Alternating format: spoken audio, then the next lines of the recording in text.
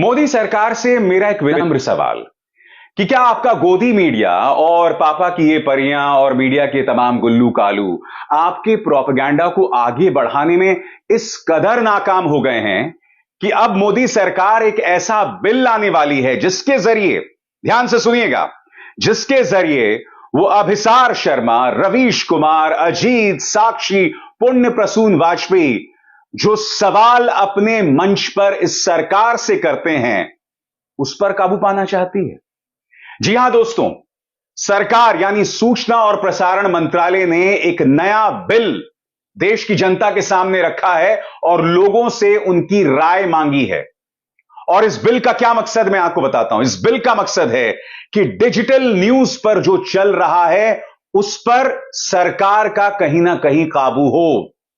और बात यहां नहीं रुकती, इन प्लेटफॉर्म्स पर गौर कीजिए। Netflix, Amazon prime, Disney Hotstar, इन तमाम प्लेटफॉर्म्स पर जो जो चीजें दिखाई जाती हैं सरकार उस पर भी काबू पाना चाहती है। मैं आपको बतलाना चाहता हूं दोस्तों, इसके लिए बाकायदा 2 समितियां बनाने की बात की जा रही है। वो 2 समितियां कौन सी है मैं आपको बताऊंगा, मगर उससे पहले आपको वॉशिंगटन पोस्ट की इस खबर पर गौर करना पड़ेगा। यह खबर यह बताती है कि मोदी सरकार पिछले कई महीनों से ट्विटर, फेसबुक, यूट्यूब, इनके मुलाजिमों से सीक्रेट बैठकें कर रही है, उन पर दबाव डाल रही है कि यूट्यूब पर, फेसबुक पर, ट्विटर पर क्या दिखाया जाए, क्या ना दिखाया जाए। सरकार यह भी दबाव डाल रही है कि ट्विटर, जो अब एक्स हो गया है, उस पर से कई लोगों के ट्वीट्स हटाए जाएं, कई हैंडल्स को भी हटा दिया जाए। और सबसे शॉकिंग बात आपको गौर करना पड़ेगा, जब से यह व्यक्ति यानी इलॉन मस्क ट्विटर का प्रमुख बना है, ट्विटर इस वक्त पूरी तरह से मोदी सरकार के सामने नतमस्तक है। वो ट्विटर जो एक अमेरिकी कंपनी है, वो अमेरिका जहां पर अभिव्यक्ति की आजादी है, उस ट्विटर ने मोदी सरकार के सामने घुटने टेक दिए हैं। क्यों? क्योंकि ट्विटर को इस बात का डर है कि अगर वो मोदी सरकार की बात नहीं मानेंगे तो उनके दफ्तरों पर रेड पड़ेगी, जो पहले भी हो चुका है। मगर सबसे पहले दोस्तों मैं आपको बतलाना चाहूंगा सूचना और प्रसारण मंत्रालय के इस बिल के बारे में जो उन्होंने कल रखा है, जिसकी चर्चा इस वक्त तमाम जगहों पर हो रही है। ये लोग इस बिल के अंतर्गत 2 समितियों का गठन करेंगे और इन 2 समितियों के जरिए ओटीटी प्लेटफॉर्म्स और डिजिटल न्यूज, यानी कि वो मंच जहां पर मैं या रवीश अपनी बात कहते हैं, सरकार उस पर काबू पाना चाहती है। खबर क्या है दोस्तों? अंग्रेजी में है, फिर मैं उसको बाद में हिंदी में अनुवाद करूंगा। It seeks to provide for a content evaluation committees and a broadcast advisory council for self regulation, different programmes and advertising code for different broadcast network operators, accessibility measures for persons with disabilities and statutory penalties etc. इसका अर्थ क्या हुआ दोस्तों? 2 समितियों की गठन की बात है। पहली समिति कंटेंट इवैल्यूएशन कमिटी और दूसरी समिति broadcast advisory council. Broadcast advisory council जो अपने आप में बहुत चिंताजनक है, और मैं आपको बताता हूं क्यों। क्योंकि इस ब्रॉडकास्ट एडवाइजरी काउंसिल में मोदी सरकार के तमाम चाटुकार भरे होंगे, और मैं आपको बताता हूं कैसे। क्योंकि इस ब्रॉडकास्ट एडवाइजरी काउंसिल में कौन कौन होगा मैं आपको बताता हूं। सबसे पहले इस ब्रॉडकास्ट एडवाइजरी काउंसिल का अध्यक्ष होगा एक ऐसा व्यक्ति जिसके पास मीडिया या एंटरटेनमेंट में 25 साल का तजुर्बा होगा। मोदी सरकार यह कह रही है कि यह व्यक्ति स्वतंत्र होगा, मगर मैं आपसे सवाल पूछना चाहता हूं। इन चेहरों पर गौर कीजिए। गजेंद्र चौहान, अनुपम खेर, प्रसून जोशी, कोई एफटीआई यानी फिल्म एंड टेलीविजन इंस्टीट्यूट का प्रमुख था, कोई सेंसर बोर्ड का प्रमुख, मगर इनमें एक समानता, सबके सब भाजपा के परम चाटुकार हैं, और कहने को दोस्तों ये भी स्वतंत्र हैं। बात यहां नहीं रुकती। इस ब्रॉडकास्ट एडवाइजरी काउंसिल में और कौन कौन होंगे मैं आपको बताता हूं। मोदी सरकार द्वारा नियुक्त अधिकारी, और ये अधिकारी किन किन मंत्रालयों से आएंगे मैं आपको बताता हूं। सूचना और प्रसारण मंत्रालय, महिला और बाल विकास कल्याण मंत्रालय, गृह मंत्रालय, विदेश मंत्रालय और सामाजिक कल्याण मंत्रालय। इन 5 या 6 मंत्रालयों में से होंगे अधिकारी जो इस ब्रॉडकास्ट एडवाइजरी काउंसिल में होंगे। और इसके अलावा 5 अन्य लोग होंगे, इनके बारे में भी कहा जा रहा है कि ये लोग स्वतंत्र होंगे। और मैं आपको बतलाना चाहता हूं दोस्तों, ये किस किस फील्ड से होंगे। ये लोग होंगे मीडिया से, मनोरंजन से, ब्रॉडकास्टिंग से, बच्चों के अधिकार से, डिसेबिलिटी राइट से, ह्यूमन राइट से। ये तमाम लोग जो हैं इस समिति का हिस्सा होंगे।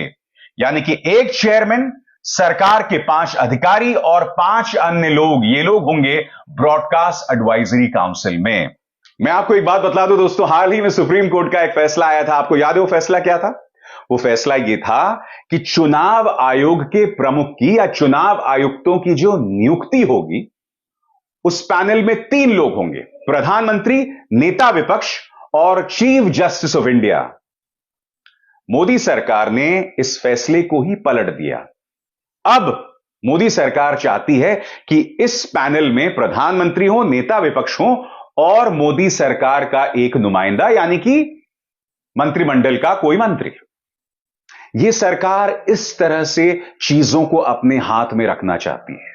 ये जो बिल लेकर आ रहे हैं दोस्तों, जिसमें लोगों से राय मांगी गई है, वो भी चुनावी साल में लेकर आए हैं, क्योंकि आप जानते हैं अब से 5-6 महीने में लोकसभा चुनाव को लेकर सरगर्मियां शुरू हो जाएंगी।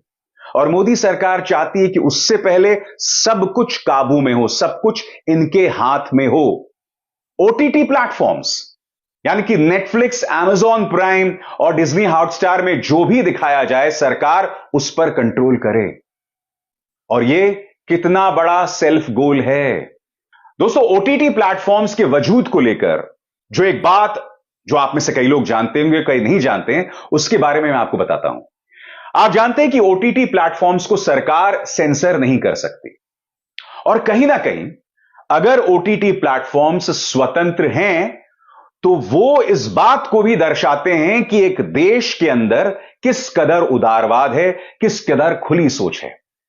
अब अगर सरकार यह फैसला करेगी कि ओटीटी प्लेटफॉर्म्स पर क्या दिखाया जाए, डिजिटल न्यूज पर क्या दिखाया जाए, तो कहीं ना कहीं आप दुनिया को यह संदेश दे रहे हैं कि यह सरकार जो है वो सब कुछ पर काबू पाना चाहती है, हर चीज पर काबू पाना चाहती है और वही दिखाना चाहती है जो वो खुद चाहती है।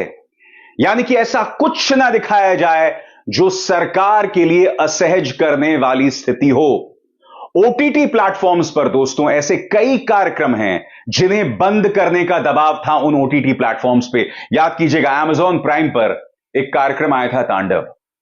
उस कार्यक्रम को लेकर अमेजॉन प्राइम के प्रोड्यूसर्स को अदालत तक में घसीटा गया था। कई ऐसे कार्यक्रम थे जिसको ना दिखाने को लेकर मोदी सरकार का लगातार दबाव था। और सबसे बड़ी बात, मोदी सरकार का यह दबाव इन प्लेटफॉर्म्स पर असर भी डाल रहा है। इस खबर पर गौर कीजिए जो आपके स्क्रीन पर है। ट्विटर कहने को एक अमेरिकी कंपनी, मगर आज वो मोदी सरकार के सामने पूरी तरह से नतमस्तक है। ट्विटर का मुखिया इलॉन मस्क यहां 2 बातें कह रहा है। पहला, वो कहता है कि मैं प्रधानमंत्री नरेंद्र मोदी का फैन हूं। क्यों? क्योंकि उसे अपना धंधा चलाना है। दूसरी बात, वो खुद कह रहा है कि भाई हम तो वही करेंगे जो हमें मोदी सरकार कहेगी, वरना हमारा धंधा बंद हो जाएगा। याद कीजिए, जैक डॉर्सी, ट्विटर का पूर्व प्रमुख, उन्होंने क्या कहा था? उन्होंने कहा था कि मोदी सरकार ने किसान आंदोलन के दौरान हम पर दबाव डाला था, हमसे कहा था कि इन ट्विटर हैंडल्स को हटाया जाए। लगातार दबाव था मोदी सरकार का। और जैक डॉर्सी ने ये जो बात कही, इसी बात की तस्दीक, इसी बात की पुष्टि इलॉन मस्क ने भी की थी। सुनिए जैक डॉर्सी ने क्या कहा। India is a country that had many requests of us around the farmers' protest, around particular journalists that were critical of the government, and it manifested in ways such as we will shut Twitter down in India, which is a very large market for us. We will raid the homes of your employees, which they did. We will shut down your offices if you don't follow suit. And this is India, a democratic country. और आज दोस्तों Twitter पूरी तरह से नतमस्तक है मोदी सरकार के सामने। सबसे शॉकिंग बात, वॉशिंगटन पोस्ट की रिपोर्ट, वॉशिंगटन पोस्ट की रिपोर्ट यह कहती है कि पिछले काफी अरसे से मोदी सरकार की सीक्रेट बैठकें चल रही हैं फेसबुक के साथ, यूट्यूब के साथ और ट्विटर के साथ, और उन पर दबाव बनाया जा रहा है कि क्या दिखाया जाए और क्या ना दिखाया जाए। और ट्विटर उनके सामने पूरी तरह से नतमस्तक है। ललन टॉप ने इस पर खबर की है और वो खबर क्या कहती है मैं आपको पढ़ के सुनाना चाहता हूं। असहमति को दबाने के पीछे ट्विटर, फेसबुक और सरकार की सीक्रेट मीटिंग्स, इस रिपोर्ट से हड़कंप। यह रिपोर्ट क्या कहती है दोस्तों, मैं आपको पढ़ के सुनाना चाहता हूं। अमेरिकी न्यूज संगठन वॉशिंगटन पोस्ट ने एक रिपोर्ट में बताया है कि सालों से अमेरिकी टेक्नोलॉजी कंपनियों के पदाधिकारियों और भारतीय अधिकारियों के बीच हर दूसरे हफ्ते एक मीटिंग होती है जिसमें अफसर यह तय करते हैं कि ट्विटर, फेसबुक और यूट्यूब पर क्या कहा जा सकता है और क्या नहीं। आगे दोस्तों, वॉशिंगटन पोस्ट के लिए करिश्मा मेहरोत्रा और जोसेफ मैन ने रिपोर्ट छापी है और यह रिपोर्ट कौन सी है? How India tamed Twitter and set a global standard for online censorship. यानी कि भारत ने किस तरह से ट्विटर पर काबू पाया और एक नजीर, एक मिसाल स्थापित की अन्य देशों के लिए भी।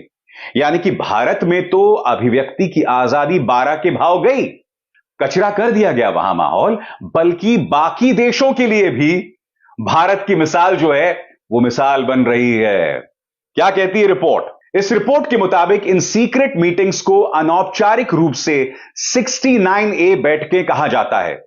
यह नाम भी आईटी एक्ट के सेक्शन 69A से आया है, जो सरकार को विशेष परिस्थितियों में सूचनाओं को रोकने का अधिकार देती है।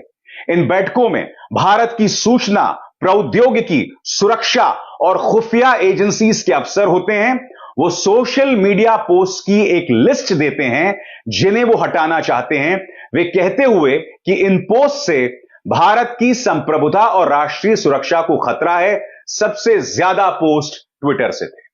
दोस्तों, अगर तो ऐसे पोस्ट होते जिनसे राष्ट्रीय सुरक्षा पर असर पड़ रहा होता और अगर उन्हें हटाया जा रहा है तो अच्छी बात है, मगर याद कीजिए जैक डॉर्सी ने क्या कहा था। किसान आंदोलन के दौरान सरकार का पूरा दबाव था उस आंदोलन को रौंदने का।